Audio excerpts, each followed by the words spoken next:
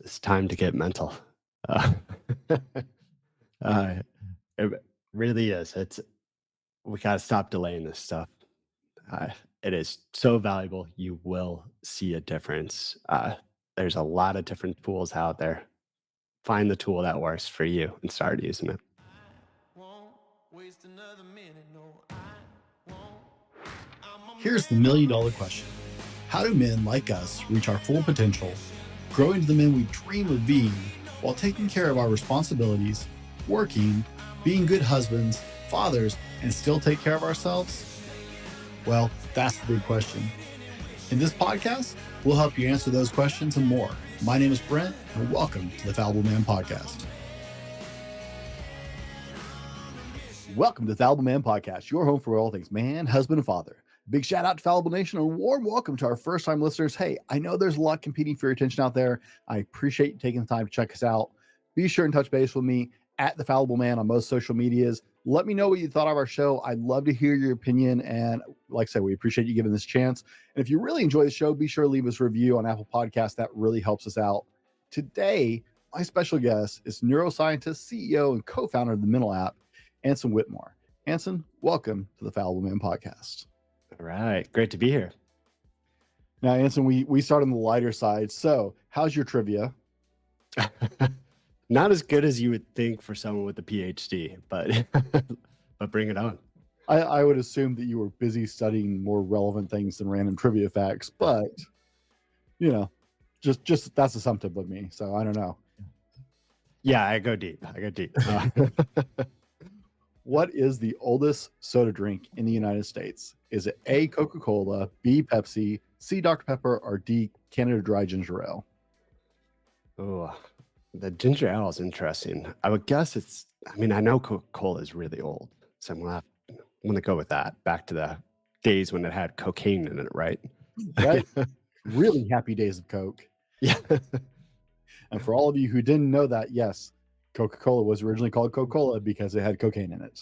Yeah. Wow. So guys, you know the rules. Don't skip ahead. Don't cheat. And for God's sake, don't write down your answer. If you're driving, just remember it and come back to it later. We'll deal with that later.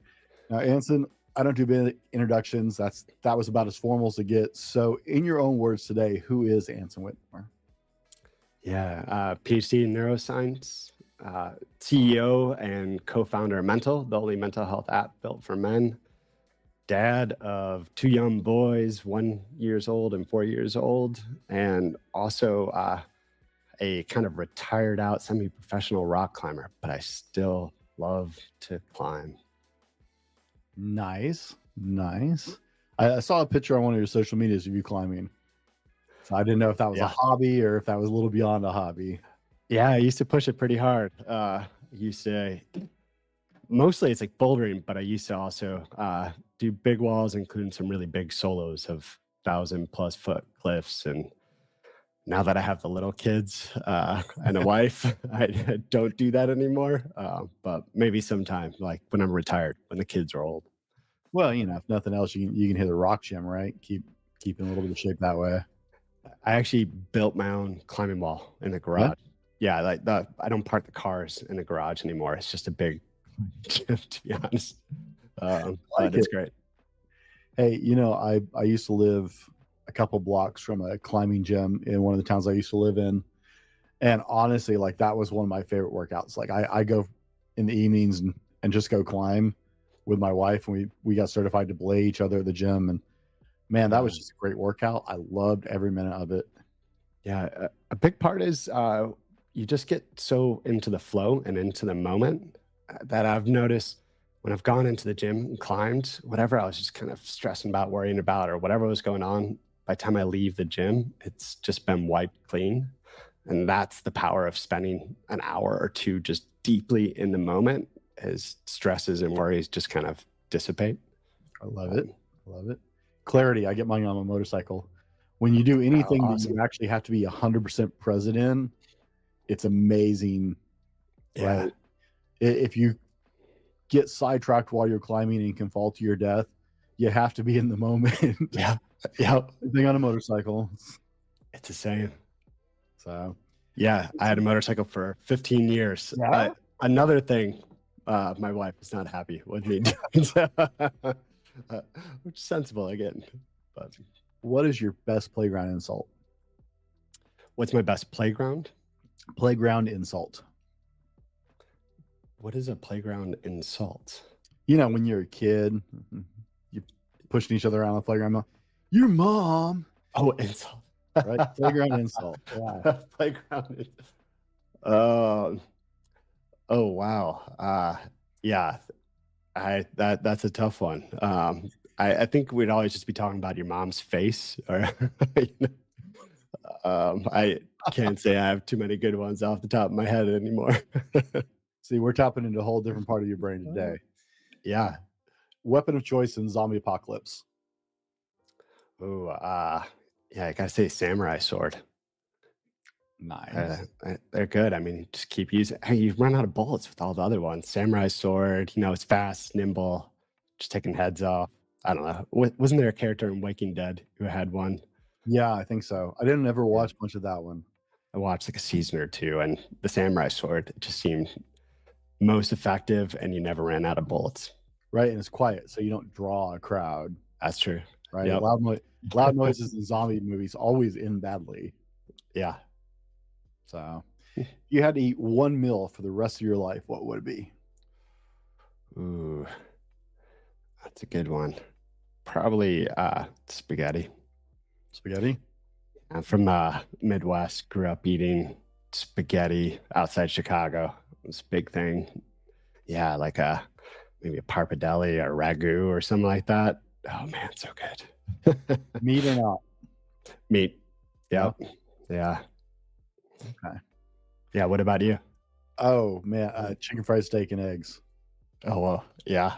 I'm a Southern boy. I grew up with a very Southern family. Didn't live in the South a lot, but I grew up with a very deeply Texan family. So chicken fried steak and eggs, hash browns, gravy. I can eat it morning, noon, and night. The only thing that comes close is chili dogs. Like Chili dog, nice. I'll eat chili dogs for breakfast. So some people eat like cold pizza for breakfast. Can't stand it. But chili dogs, I'll eat chili dogs for breakfast. Oh whoa, yeah. Pizza used to be mine, and I used to when I was younger. I'd be like, it's the perfect food. It's got carbs, and if you have some meat on top and vegetables. I didn't really get when I was younger that I was like, okay, maybe not the healthiest. Fair enough. What purchase of $100 or less have you made in the last year that's had the biggest impact on your life? Well, now I'm thinking about food, and the best buy of last year was just like a cheese grater for Parmesan that went on to the ragu I make. I was like, that was the best buy of 2023. I don't know why we didn't have one of those. Hey, is yours a totally homemade ragu, like from scratch? Yeah, definitely. Yeah, I get into it. Yeah, it cooks for like 3 hours. Big process. It's a Sunday meal. Yeah. I've got my red sauce, my ragu down to 13 hours. Oh well, it's a slow cook. Well, I only make it maybe once a year, and it's a really big pot, and it's a slow cook all day to cook everything down, and then there's enough sauce for like we jar it, give it away to people. It's a couple meals. Oh man, you're gonna have to have me over at your house. So there's like 4 pounds of meat, an entire bottle of wine. Yeah. It's a long day.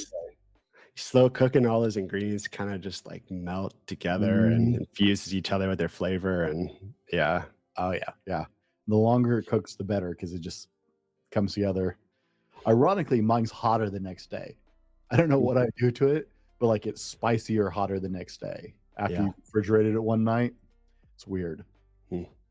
Yeah, you got to have a little in your ragu. Little kick to it. If we were to sit down and have dinner together, what's one funny story your family would tell on you? That is a tough one. What would be the top one? I'm almost drawing a blank here. I should have prepared for some of these questions. A funny story about me. Yeah, but what would they tell on you to try and embarrass you? You can dig back a little farther than your wife if you want. What your parents would tell on you, your siblings, or anything like that. God, I'm just thinking about what are embarrassing stories of myself. I'm not sure if this would be the go-to story my wife would have, but it stands out in my head as one of my more embarrassing stories, which is I was young. I was at a movie theater and we were watching that movie, Tom Hanks. I was like Vice Versa, or one of those where they like switch bodies. I'm kind of aging myself here, but we had, it was, they're cheesy movies, but in the end, it had just like one of those sentimental scenes where everything was really quiet. The theater's dead quiet and it was sad. And I was like 8 years old. And I just let out the largest fart that I think my young body ever had. And it just erupted through the whole theater. And the whole theater just started laughing their asses off. And everyone in front was turning around and looking at me. And I was like scooting down to my seat and pointing at my friend who was sitting next to me. It was a very mortifying experience for me. And when we left the theater, everyone was like, "Oh, that scene. That was an amazing scene." I guess it was everyone was thinking that's like what that scene actually called for was that was their review of the scene as well. But Hey, you changed that movie for them forever, though. Those people are gonna like laugh every time they ever see that scene again. Yeah, And I remember that scene. It sucked. So you did them a favor. yeah, It was a little too mushy. too mushy. Exactly. What's one totally random fact that people don't know about you? Huh. Yeah, I spent elementary school in England, and for a couple of years, I was at a private school. Um, and the private school had a headmaster who had only one eye because the other one got shot out when his shotgun backfired. And at the school, they used to hit you with rulers if you were bad. You'd have to hold your hand out, and they just swack, swack. So I used to experience corporal punishment as a kid while I was in school. Can you Yeah, imagine random that fact. in modern school today? The Oh, lawsuits. wild. Yeah. I can't imagine how pissed I'd be if I found out that a teacher was hitting one of my kids. Yeah, and our parents were like, "Yeah, go ahead. He probably deserved it." Yeah. Yeah, if they weren't smacking me. Yeah. What is something everyone should know about you before we dig in today? Hmm. Just deeply care about amount of suffering people go through. It's really just motivated a big part of my career. I really don't like to see people suffer, and I'm working hard most of my life to figure out ways to help people experience less of it. Okay. Guys, we've been getting to know Anson just a little bit, who he is, and connect with him. In the next part of the show, we're going to dive into the under-discussed topic of men's mental health. We're going to roll our sponsors, and we'll be right back with more from Anson Whitmer. Now, before we go any further, I wanted to share with you guys, I don't always tell you how much I love doing my podcast. Like, I passionately love what I'm doing. And one of the things that makes my life better as a podcaster is to work with a company like Grow Your Show. Grow Your Show is a one-stop podcast do-it-all. Now, I use Grow Your Show for my marketing, but Grow Your Show is literally a one-stop shop. You can record your episode and just drop it off with them, and they take it from there. It's amazing. If you are interested in picking up podcasting as a hobby, or maybe you're looking to expand your business and use podcasting in that aspect, talk to my friends over at Grow Your Show. Adam will take care of you. I guarantee it. I trust him. He's my friend. He's my business colleague, and I wouldn't trust anybody else with my show. Guys, welcome back. In the first part of the show, we just spent some time getting to know who Anson Whitmer is, what he's about, and connecting with who we are in life, right? Now, in this part of the show, we're going to dive into men's mental health. And a lot of you know that I'm very passionate about this topic. I don't think it's something we talk about openly in the community of men near enough, and it needs to be a normal conversation. So we're going to get into that with Anson. But first, we're going to ask Anson, tell us the story, right? Because you're a neuroscientist, you've got apps. Like, tell us about you. Yeah. I don't really set out to work on men's mental health in particular, but really looking back on it, it's just such a logical next step for me to go here. My whole career, I've been working in mental health really, and it started in many ways when I was 19. My uncle, who had been living with us to help us through tough times when I was a kid, when I was 19, he killed himself. And that's why I got my PhD in neuroscience. I want to understand why people like my uncle couldn't let go of his childhood, how that led to depression and ultimately suicide. My research is really focused on rumination, or just that repetitive thinking where you just can't let go of things. I was at Stanford doing research on depression and anxiety. What are the cognitive, neural, genetic causes of it? And my cousin, other side of the family, he reached out to me. I hadn't heard from him for a couple, even few years, and I didn't realize from the message that he'd left that it was a call for help. And I didn't get back to him in time because a few days later he killed himself as well. And that is what motivated me in a major way to leave academia. We were just making tremendous strides in understanding what are the causes of mental illness, but we're just doing so little to scale up its solutions. There's just not a strong suit of academics, solutions, or moving fast. So if we're dependent on academia to do this, I really believe it is going to take another 100 years. So how do we move more quickly? And that was a big motivation going into tech. And tech moves fast. They know how to scale things up. If there's a solution, they get into the hands of millions of people. And I ended up joining Calm, a mental health app, meditation app. As the founding data scientist, I was already pretty deep in machine learning, AI kind of stuff from my research, and was employee number 10. My co-founder at Mental, he was the founding engineer, basically built Calm with his bare hands. I think he wrote like 80% of the code base over there. And we, I knew from research how much meditation could help you, but back then it was still looked at as pretty kind of niche and weird. We struggled to get fundraising early on. One investor said, meditation is something only done on college campuses and at Burning Man. And this is like 2017. So it's still kind of really like woo-woo, even though the research was behind it, just nobody had spent the time to make it feel more normal, more commercial, more mainstream. And that was a really big thing that we did at Calm, is we just kind of took away all those oddities or things that are more unusual to the American culture and Western cultures, and made it more normal. And we grew. We got tons of people into meditation, millions. Sometimes I would tell the head of UA, user acquisition at Calm, I was like, I think maybe you got more people to meditate than anyone in the history of humankind. And so we were just, proud of the work we did there, but it was always just really clear that we were struggling to get through to guys. I look at the space and it's just clear generally we are struggling to get through to guys. There's, men are less likely to do therapy. You look at mental health app space. There's one report saying there's been 20,000 mental health apps built basically since like 2017, which is pretty wild.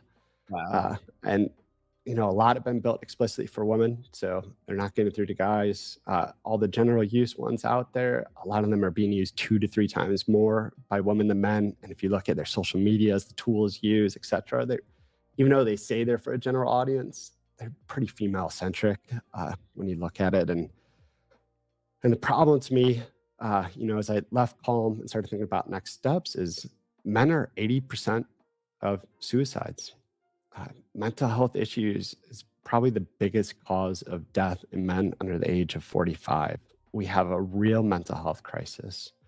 And if we don't figure out a way to get through to guys, we're never going to resolve the suicide crisis. This just won't happen. And we keep thinking these one-size-fits-all solutions are going to do it, but men's culture around mental health, it is just different from women's culture around mental health. We need different approaches. We need different solutions. We need to meet men where they're at instead of expecting them to kind of come over and change before they get the help. This kind of weird catch-22 that exists right now. And I think if we could follow the kind of research on how to do it, we can connect with men, we can help them, and we can make a huge difference. And we ultimately will see the suicide rate go down. And I think we're right now on this precipice where it's, 5-10 years ago, it was weird for men to think about mental health. And I think now they're doing so a lot more. And I think in another 5 years or so, it's going to be normal for guys to be doing stuff to work on their mental health. They will actively realize that it is important to work on it in a daily sort of way. So I think we're seeing this real cultural, massive cultural shift happening. And I believe the app we're building now, the first mental health app built for men, is going to be a brand that's going to help push us over that tipping point and create this change that I think we so desperately need. And so I'm going to say it so that way it's not on you. It's my opinion, and right, I'm just me, guys. I'm opinionated about everything.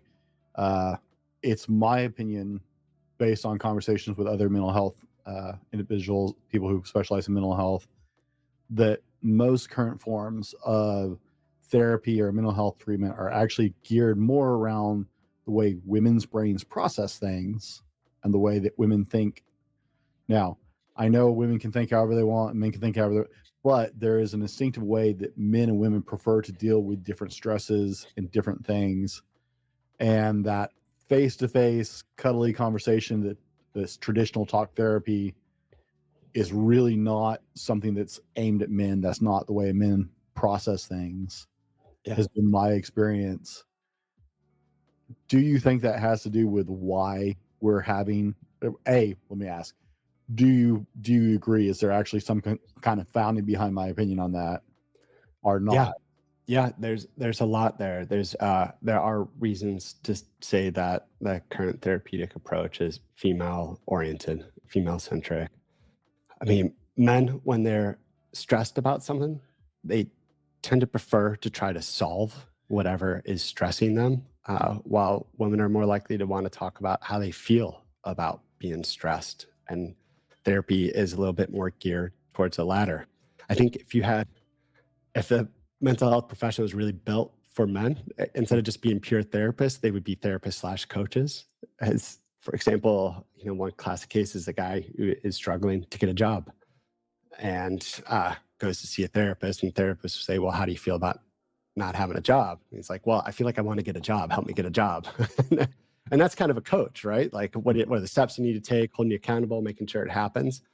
But a therapist could then also go deeper if there's a blocker there.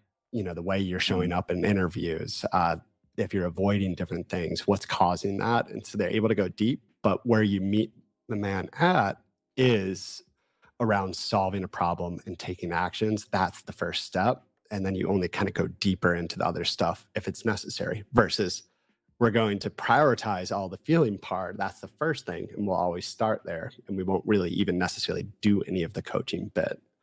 So yeah, that's part of it. And what you're talking about, that face-to-face kind of thing, I mean, that's also really well known, is that women are more likely to bond face-to-face in conversations, sharing feelings and how they're working with relationships, etc. And men tend to bond in a way that's more shoulder to shoulder, where you're doing an activity together.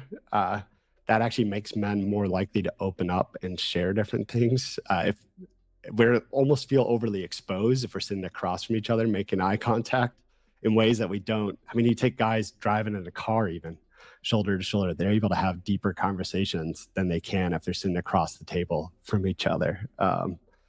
But so when we think as well about how to deal with loneliness in men, it's not necessarily just going to these deep conversations. It's first and foremost, what are activities that could bring us together to bond us? Then we will open up to kind of more deeper conversations about, hey, what's going on in life, etc.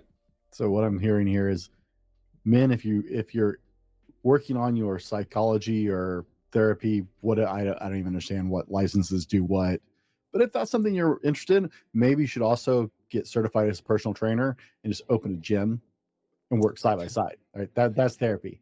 Talk to me about how I feel about things on bench pressing. We're good. I mean, there's a massive amount there.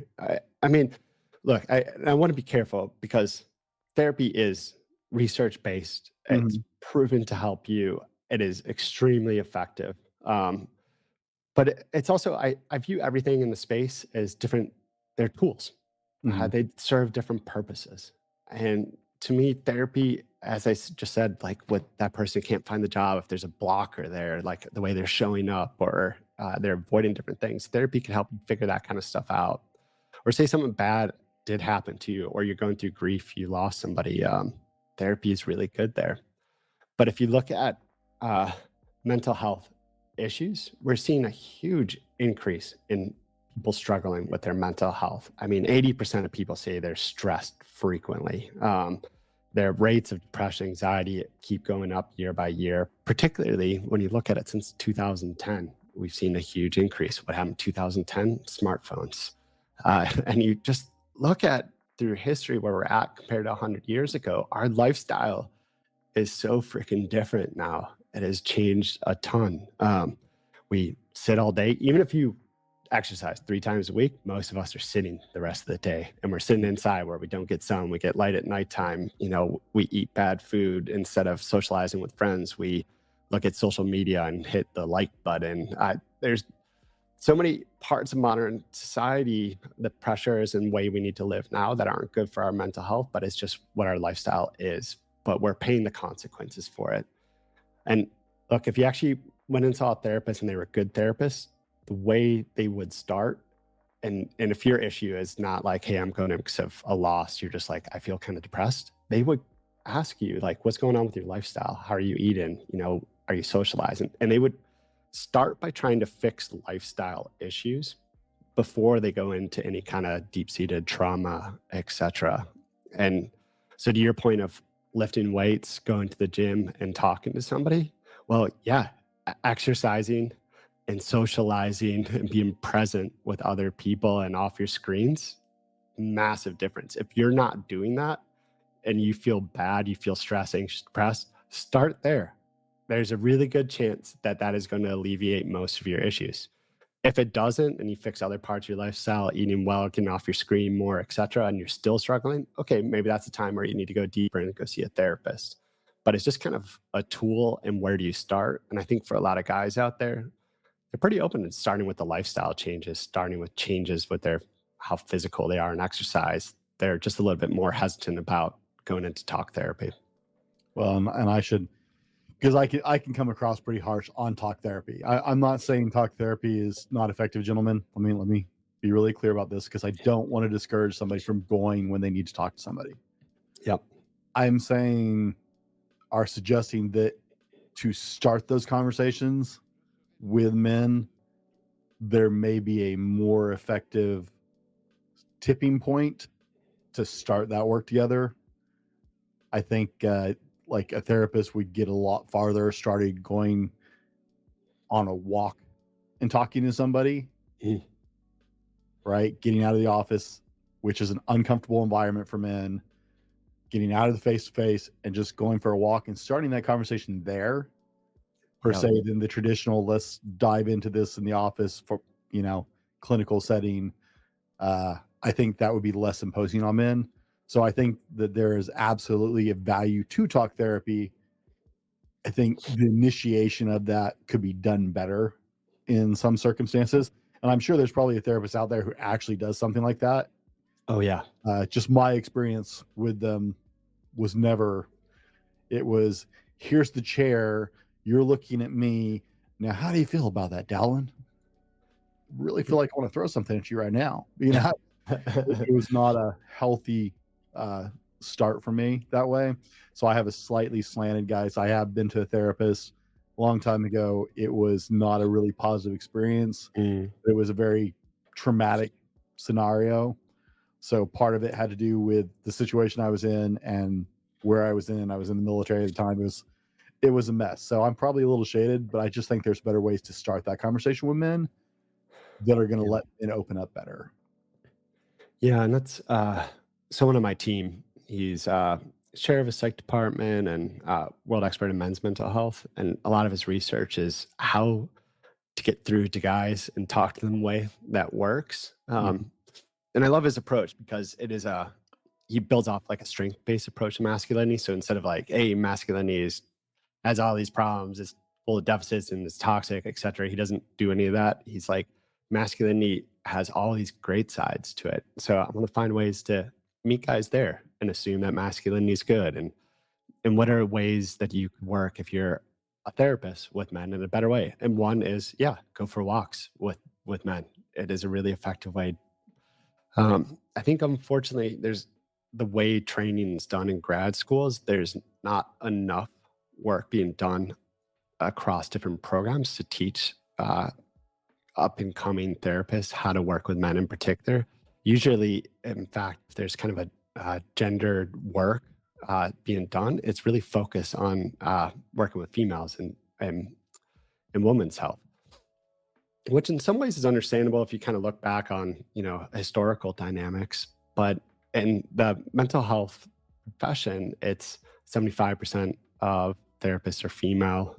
Most of the clientele are female. Most researchers in the space are female. So the people involved there are mostly female. So it's actually one space where it's really clear that there needs to be actual work done to the opposite end of understanding men. Like an example of this is, I think a lot of therapists out there don't understand what is a male form of depression. There's traditional form of depression, which is just, it shows up where you have anhedonia, a lack of pleasure, or you feel sad, etc. But for men, and if you were to measure that in men, they're way less likely to ever become depressed than women. But research lately has gone, wait, how does depression actually show up in men? And it shows up differently. It shows up by anger, irritation, men descending into risk taking, into substance abuse, men descending into workaholism. There's different ways that it shows up with men, and there's an avoidance component to it. And so it doesn't show up just as the pure sadness side. But the issue is that if therapists haven't been trained to spot that, they might not see a guy who's angry and look behind that anger and go, well, oh, it's sadness. Oh, there's depression underneath here. That's what's happening. So I am really strongly believe that a big need we need to see if we're going to improve men's mental health is that the therapy industry in general needs to become more aware of gender differences. And there needs to be more training of therapists out there about how to work with men, take them for walks, understand male depression, understand that there maybe needs to be an element of coaching that goes with the therapy, and there needs to be a little bit more flexibility there. Why has it been, I understand that it's been traditionally more female involvement in becoming therapists and stuff like that and working in therapy. Why is men's mental health such a awkward subject? I mean, we can look at the stats. I love stats. I'm a huge stat nerd when it comes to things like this. And we can see the stats. And the stats have been, I mean, especially when we start talking about suicide and depression, anxiety, the stats have been there for it's not a short number at this point, right? It's not a new issue. So why has it been such an awkward conversation so far, in your opinion? Yeah, I mean, that's tough. It is a little bit infuriating that for so long it's just kind of been dismissed. And I think there's this element where there's a blame that gets placed on men. Mm-hmm. So it's like men with the suicide, well, it's men's fault for not dealing with their mental health. And there's an element where men have been socialized for long times to like, hey, growing up, don't cry. I think that's kind of diminished. It's like, okay, crying's not actually that bad of a thing. I think there's elements, where we've been taught to control our emotions. And there's a really good side to that enables you to perform, makes you resilient, and makes you tough in certain situations. But it could also have a negative side where there are times where you need to process and let go of the control so you can handle it and move past different problem points.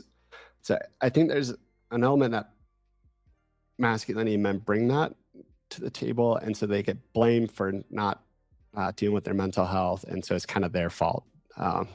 And instead of going, well, what are we doing to help men deal with things better? What are we doing as a system to help them? How are we creating more solutions that will fit with their needs?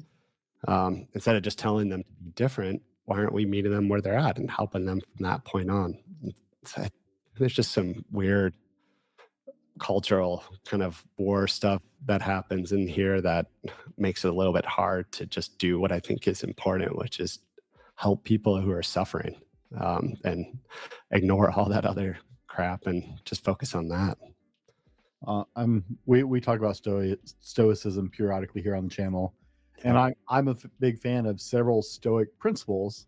However, Mm, one of the holes in that is I think is a gift that men are able to control their responses to their emotions.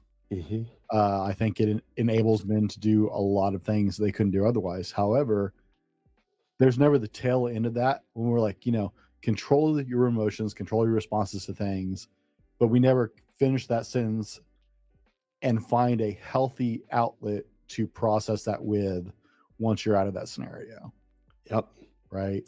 That was one of the things my dad worked with me with. I had anger issues in junior high. I was bullied. I was the fat kid.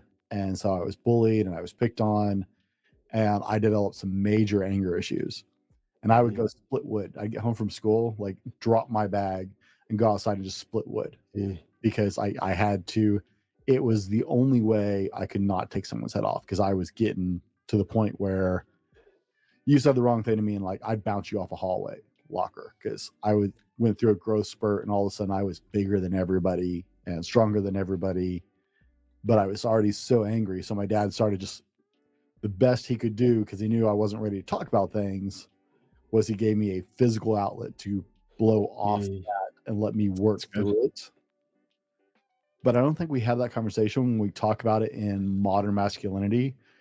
We go control things, but we don't then say, but you have to find that healthy outlet for you to process and deal with those emotions and those feelings, right? I think we're Yep. missing part of that conversation.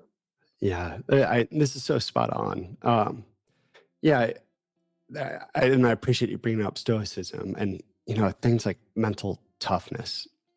The word mental toughness, particularly with men, is almost like viewed as a negative because it's like, oh, okay, that means, men aren't processing things. They're just trying to be tough.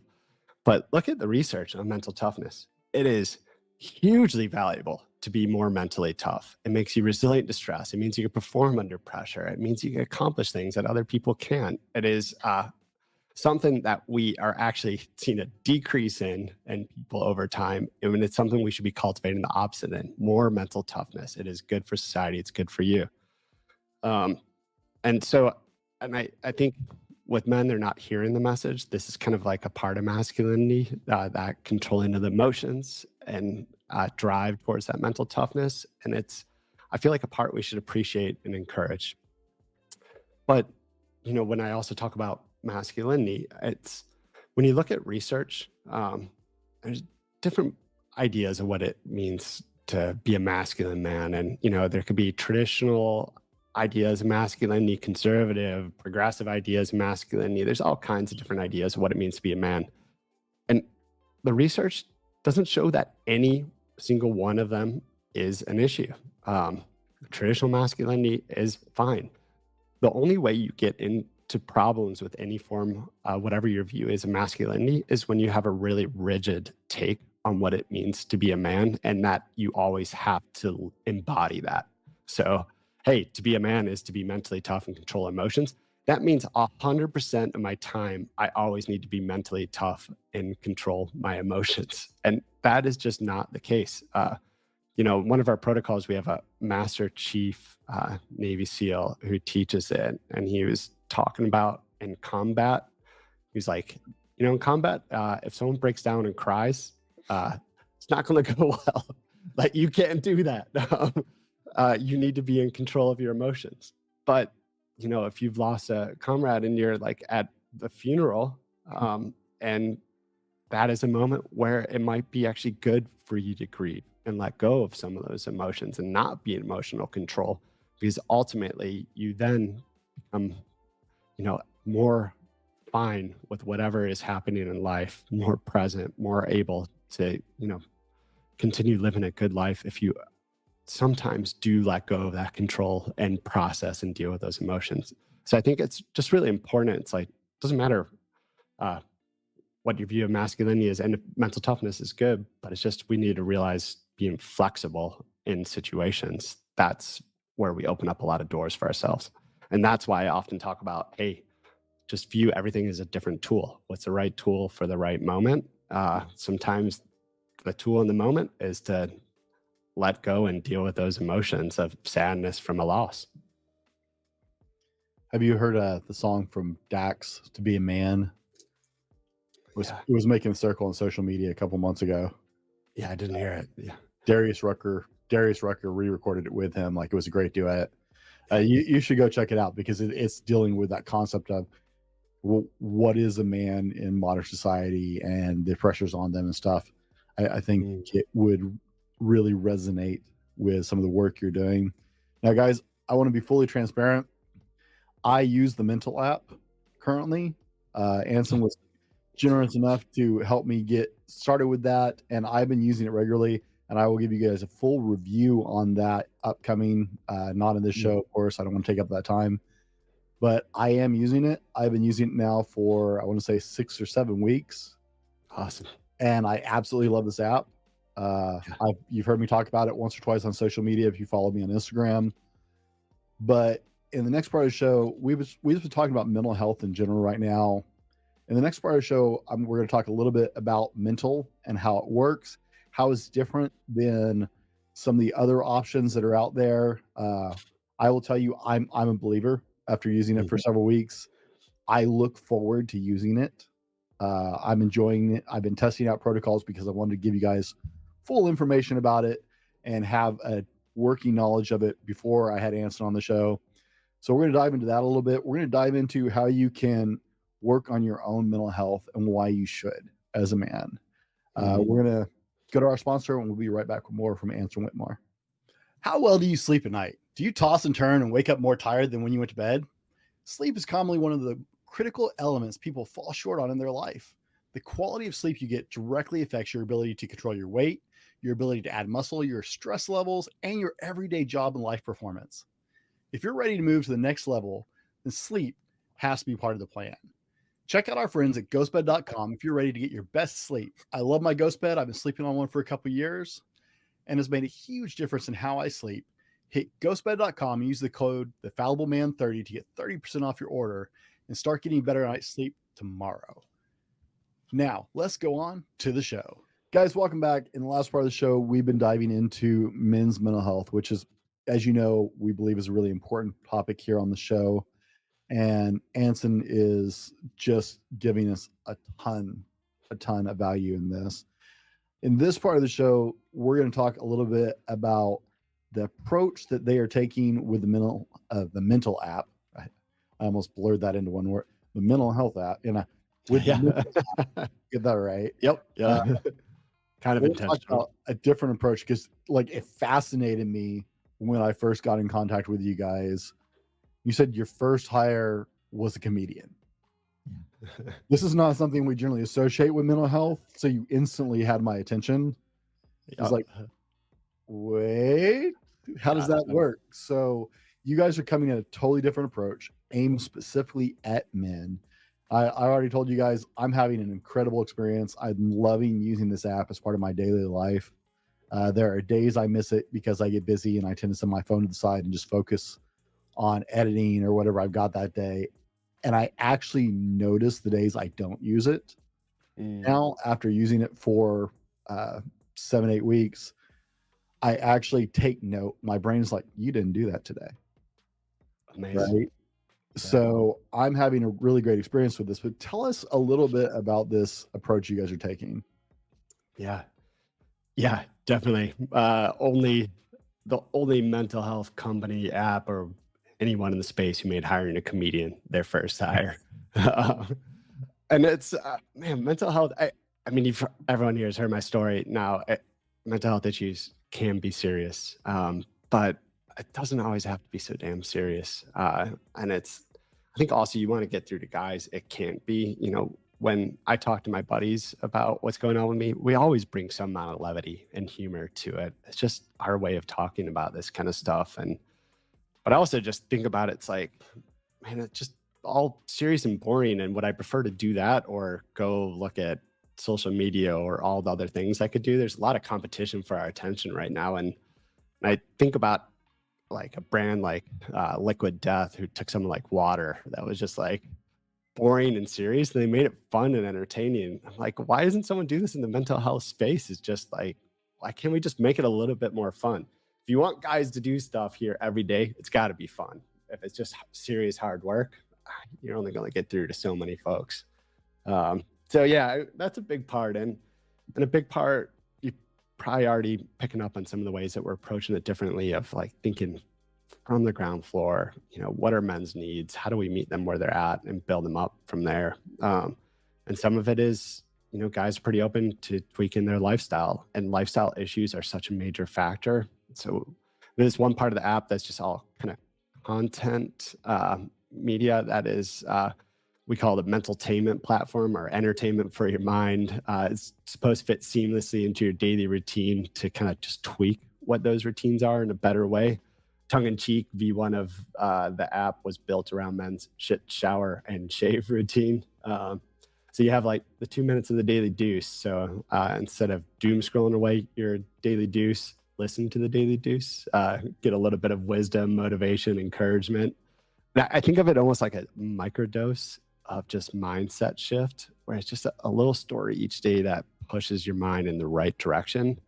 Even if it's a lesson you've heard before, rehearing it, it's just so important to have just a little bit of good words in your mind ringing through your morning.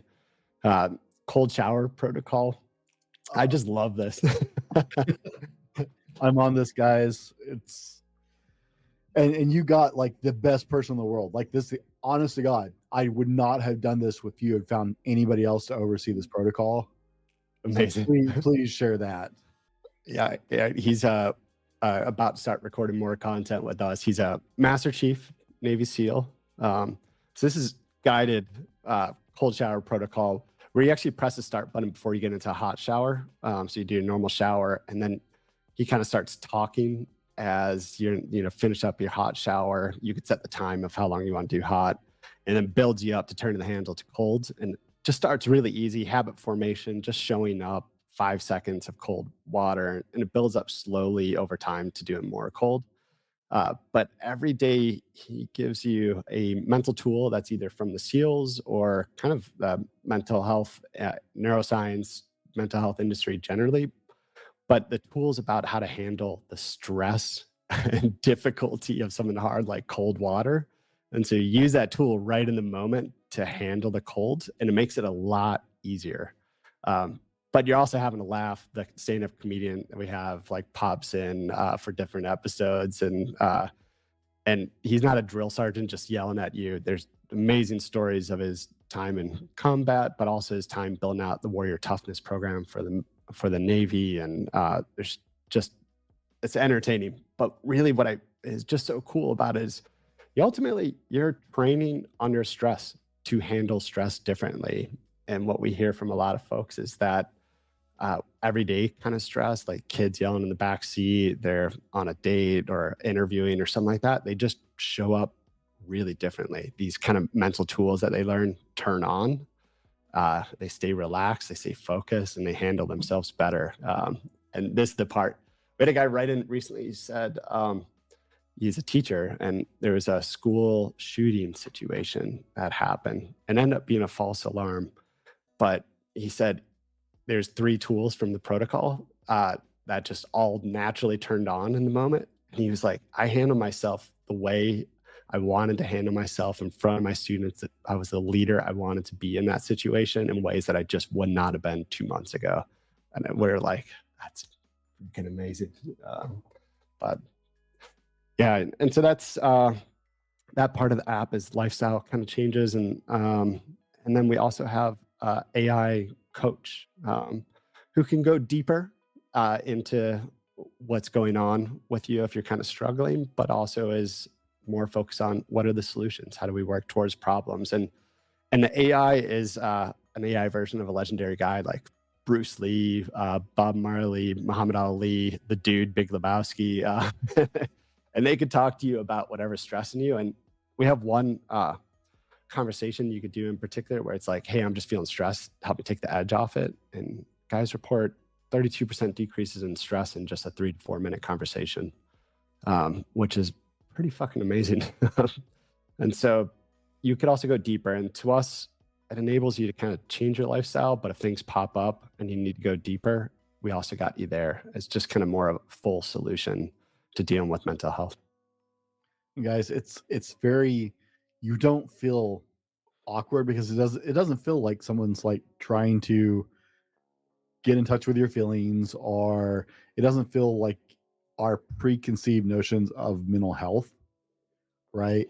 Mhm. From Hollywood, from our exposure on TV and stuff like that, we all have that talk therapy couch therapist picture in our head.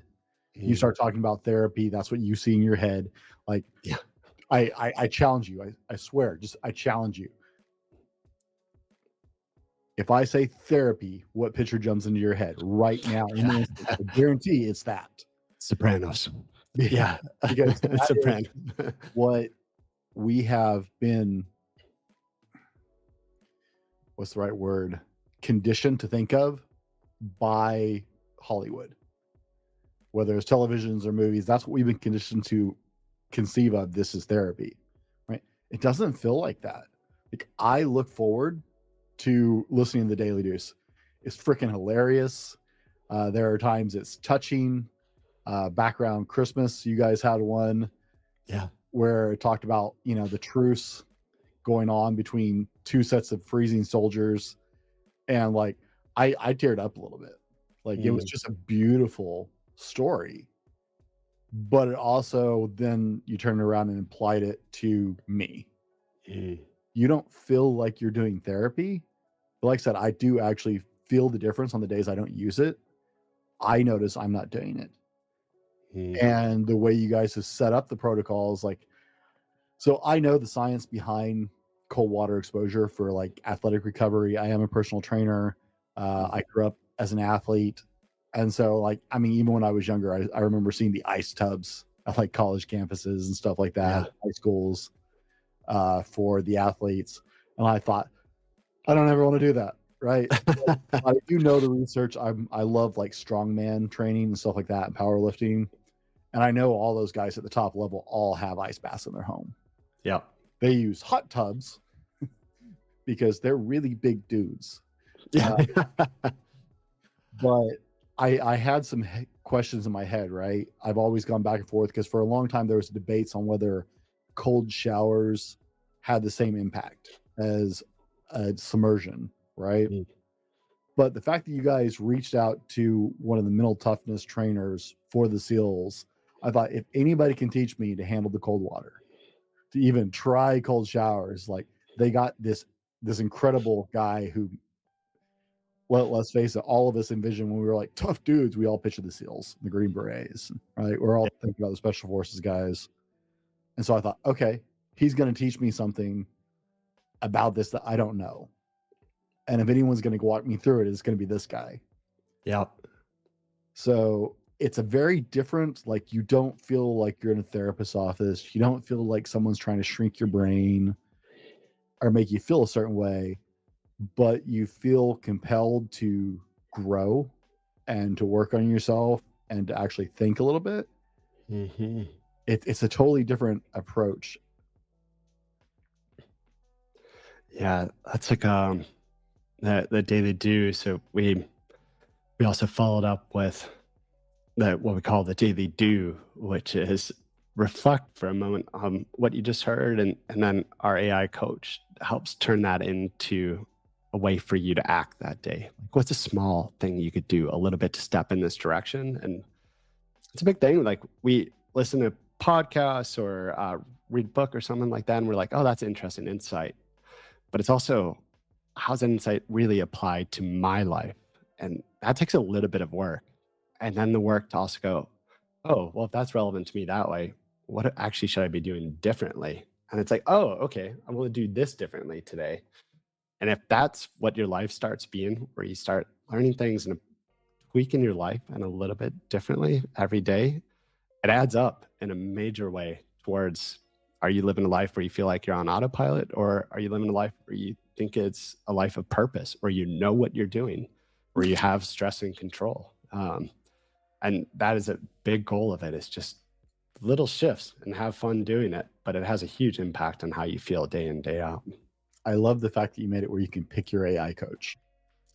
That was such a cool move. Just Guys, you're not stuck with the Big Lebowski or Bruce Lee.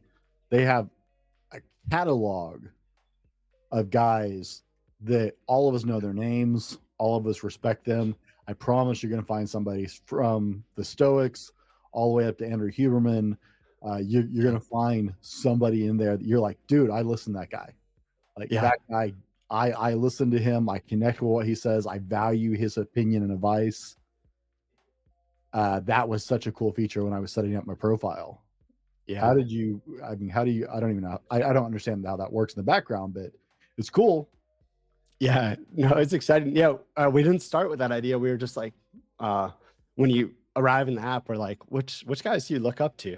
And why do you look up to them? Just to understand why people are coming in, and for them to also understand what we stand for as well. And then we're like, oh, well, if we're doing AI, we could build out these models so that they could be, Bruce Lee or Muhammad Ali talking to you. And, or the only one who's not a person is just a Navy SEAL general archetype. And then, but yeah, we figure that's maybe better than Goggins. Oh, Yeah. the Goggins. That's a whole Yeah. Tangent. Could happen. Now, Anson, you are working to change the face of mental health for men and make it approachable, make it something that we actually want to process and work through, and have that conversation with this company. But how do we start this conversation at home first? Because that's the first place we got to have the conversation, right? So if our guys listening, because one of the things that you and I totally see eye on that is I like the daily do because I like action steps. I like takeaways. So we've got men listening to the show right now. Now, obviously, guys, I'm going to say it, even if Anson doesn't say it, go download the app. Seriously, just do yourself the favor. Like I said, full review coming out later, but just go download the app, okay? You know, I don't promote apps. This is the third app I've ever covered on the show. In Oh, wow. season 5, this is the third app I have ever actually covered. One of them was also another mental health app, different build out, interesting. But I got to say, this one, I've used both. I love your app. I am a fan. But I can tell you guys that. But right now, maybe you're listening to this conversation, right? What are the first 3 steps our listeners can take to start adjusting their own self-talk, their own headspace, to start looking at dealing with their mental health? Yeah. Yeah. No, I mean, it's so great to have this conversation. I mean, yeah. Look at just the rates of how much, like, it's 8 out of 10 guys are reporting that they're super stressed, and stressed frequently. The loneliness rates that we hear amongst men are super high. The amount of men who feel like they're on autopilot and not living a life of purpose is wildly high, and it's gotten higher. I mean, I think we used to think, oh, this is kind of mental health is like, oh, it's something like where you're on medication and this is a few people over here who are depressed and have an issue, and I'm not one of those guys. But the reality is, when you look at the numbers, almost all of us are dealing with issues around mental health. It's a normal thing now. It's not the odd thing. It's the standard. And so we just live in a different society. You know, 100 years ago, when, I don't know, we lived in the high plains, maybe was fine to just be the meanest son of a bitch out there with the quickest draw on the 6-shooter. But now we live in an era where we have really different pressures on us with social media, et cetera. We need to be thinking about how to handle those life pressures in a different way.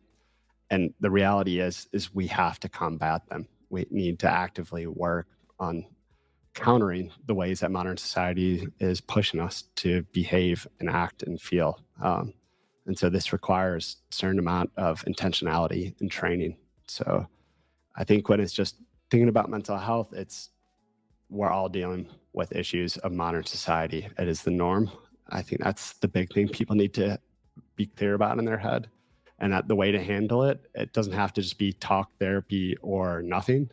there is a tremendous number of ways you could tweak your lifestyle that will make you feel fulfilled, happy, less stress.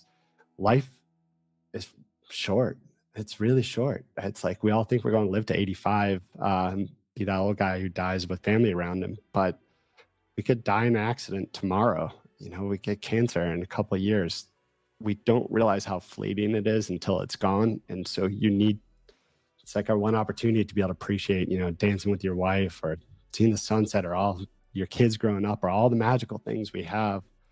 But working on your mental health and putting a little work there is what will enable you to really appreciate that stuff, appreciate the magic of being live for just such a short amount of time.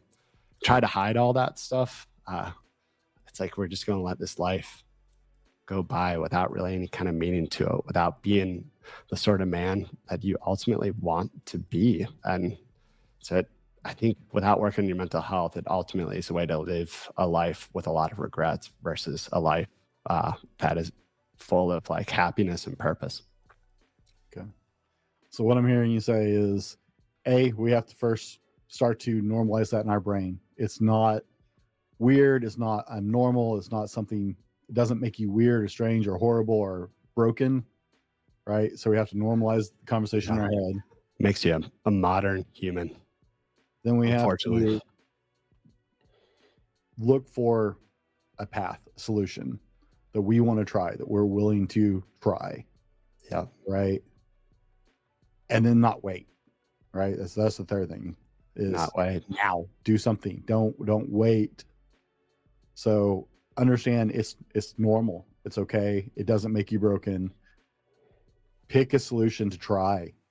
Pick something. Pick a direction, whether it's talk therapy, or if you don't think you need talk therapy, maybe it's just having like a group of friends that you guys sit down and actually have real conversations, and then make it immediate. Right. That's what I'm hearing is don't wait. Yeah. If you're even starting to question that you might have some mental health concerns, whether it's anxiety or depression, guys, when we say mental health, everybody's like thinking about schizophrenia. We're not. Okay. We're talking about depression. We're talking about anxiety. We're talking about being withdrawn from people. Right.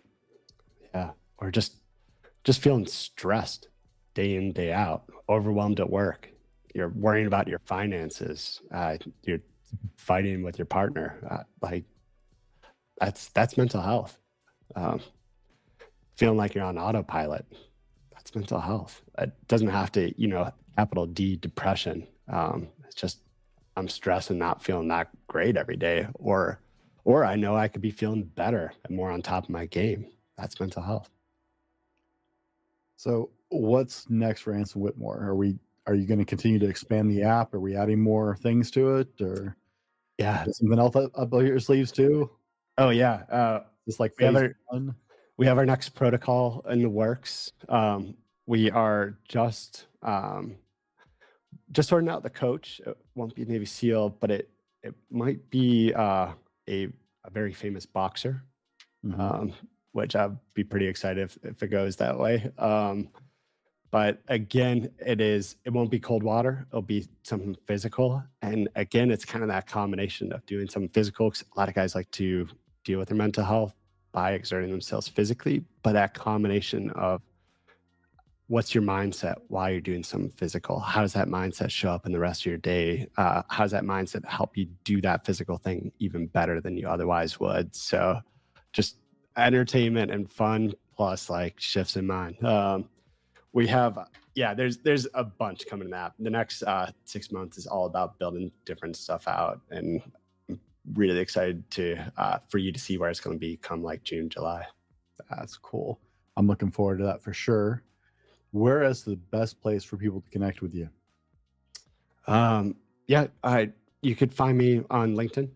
My full name. That's a great spot.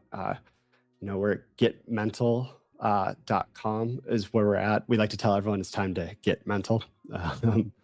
And you can actually get a hold of me at Anson at getmental.com. Okay. Now, I know that everybody's really concerned about this, that the oldest drink in the United States is not actually Coca-Cola. Is it the ginger ale? It's Dr. Pepper. Oh, it's Dr. Pepper. Dr. Pepper is the oldest soft drink in the United States. They also own 7-Up. But yeah, it's still independent actually. Dr. Pepper is his own company down in Texas. What do you know which year? I don't know what year. Yeah. I look at these questions, but I didn't have the dates. I trust that they weren't lying to me when I was yeah. I'm just amazed. I love Dr. Pepper growing up. Anson, we've talked about some really important things today, but this is the moment. Okay, I want you to take us out. If our listeners heard nothing else that we talked about in this entire conversation, what do you want them to hear today? First thoughts is it's time to get mental. It really is. We got to stop delaying this stuff. It is so valuable. You will see a difference. There's a lot of different tools out there. Find the tool that works for you and start using it. Guys, for Anson Whitmer and for myself, thanks for hanging out with us today. Be better tomorrow because of what you do today. And we'll see you on the next one. This has been the Fallible Man Podcast, your home for everything man, husband, and father. Be sure to subscribe so you don't miss a show. Head over to www.thefallibleman.com for more content and get your own Fallible Man gear.